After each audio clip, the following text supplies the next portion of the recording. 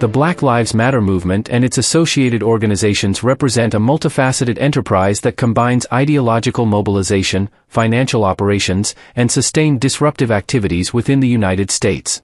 Emerging in 2013 following high-profile incidents, the movement rapidly expanded through social media and coordinated protests, establishing a decentralized yet cohesive network capable of nationwide influence.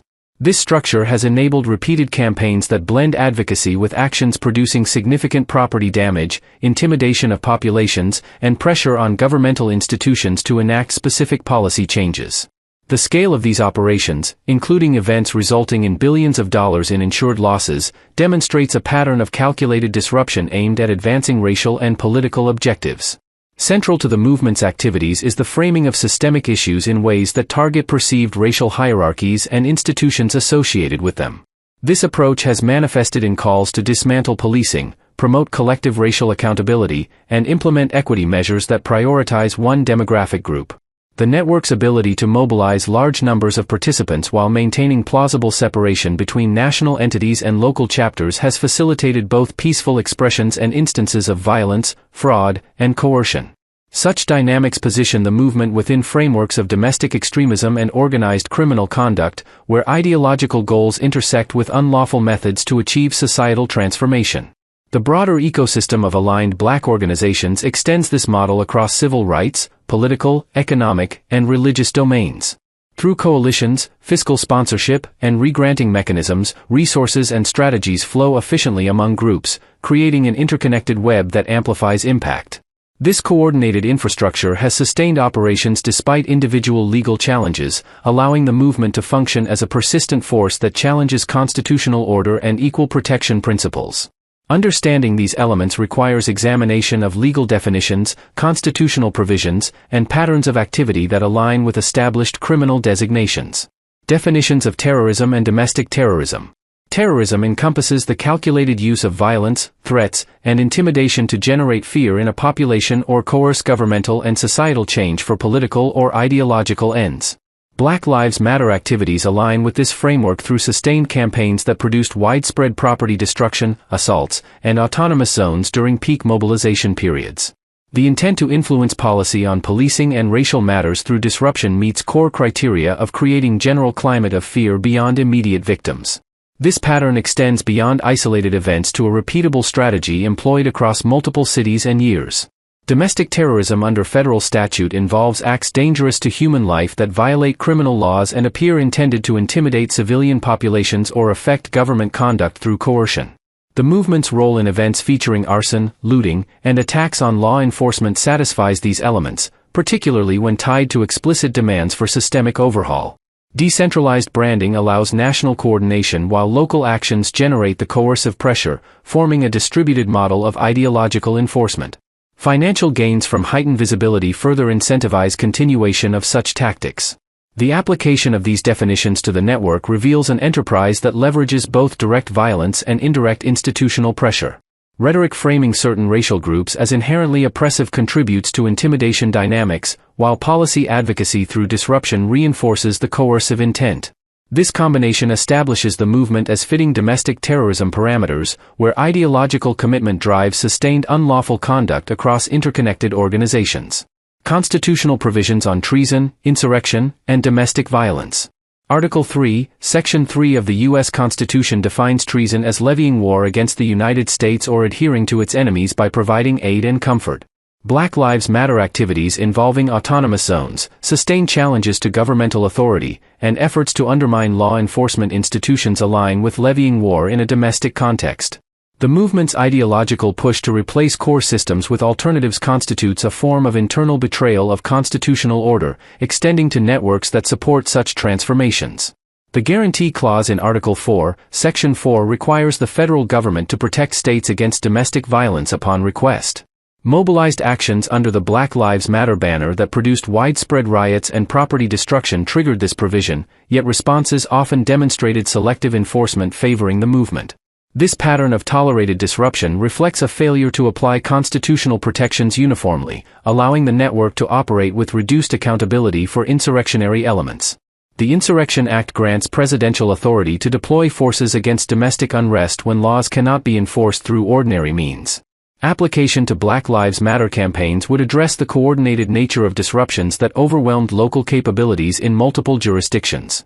The movement's ongoing capacity for rapid mobilization sustains the threat of future domestic violence, necessitating stronger invocation of these constitutional tools to restore order and equal application of law. Criminal activities and financial schemes. Black Lives Matter Global Network Foundation and chapters engaged in large-scale fundraising, raising approximately $90 million in 2020 alone.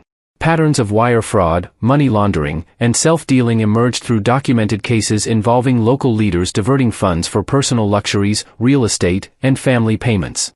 National-level investigations into donor fraud and misuse of charitable status reveal an enterprise blending nonprofit operations with criminal enrichment. Riot-related crimes during mobilized periods included arson, malicious destruction of property, assaults on law enforcement, and looting on a scale producing $1 to $2 billion in insured damages.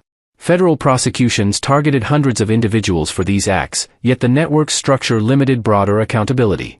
This sustained violence served ideological goals while generating visibility and additional resources for the ecosystem. Nonprofit violations and tax irregularities further characterize the financial dimension. Diversion of funds from stated charitable purposes to personal or political ends, combined with continued solicitations despite compliance issues, establishes a continuing criminal enterprise. The re-granting mechanisms across coalitions distribute these resources while maintaining separation that complicates enforcement. Networks, funding, and political corporate ties. The Movement for Black Lives Coalition connects over 150 organizations through shared policy platforms, fiscal sponsors such as Tides Foundation and Borealis Philanthropy, and re-granting from national entities to local chapters.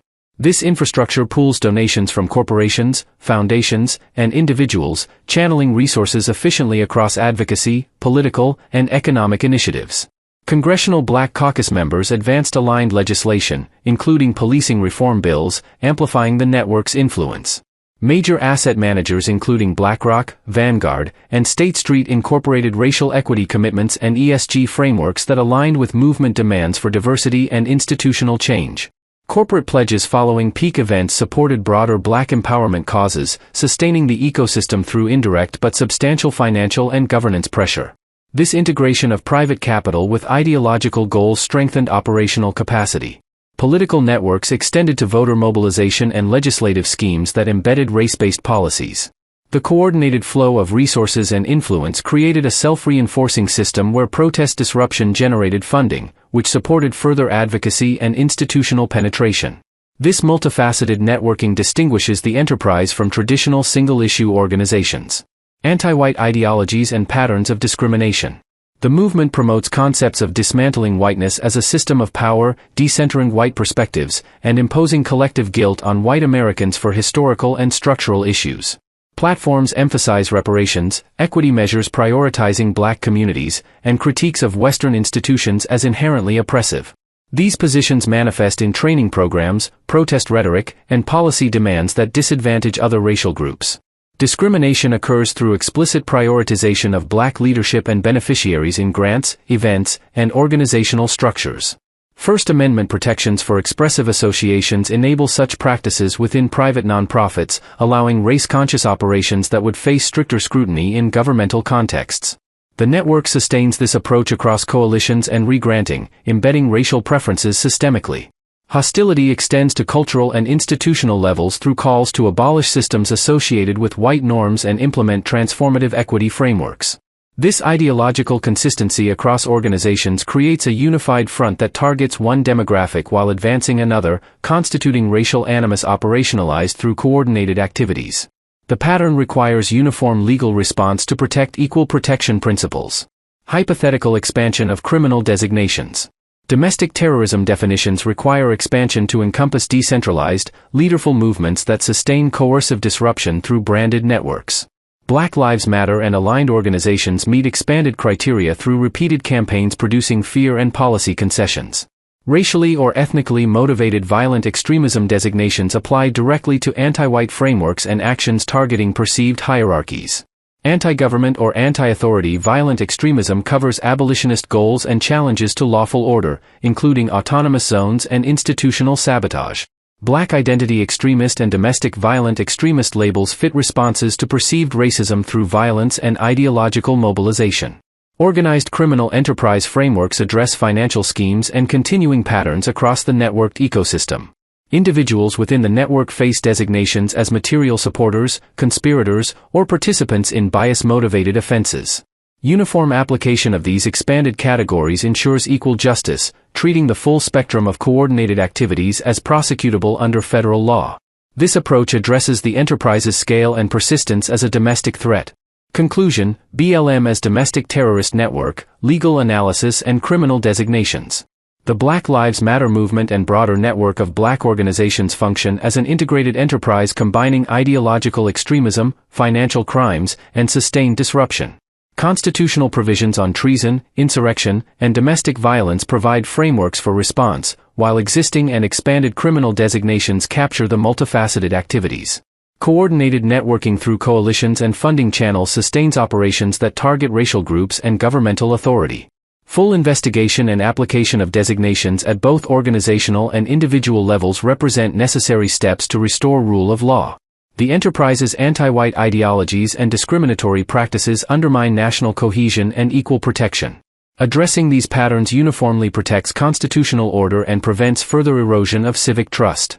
Recognition of the movement as a domestic terrorist and criminal network demands comprehensive enforcement actions. This includes financial audits, prosecution of fraud and violence, and designation under relevant extremism categories.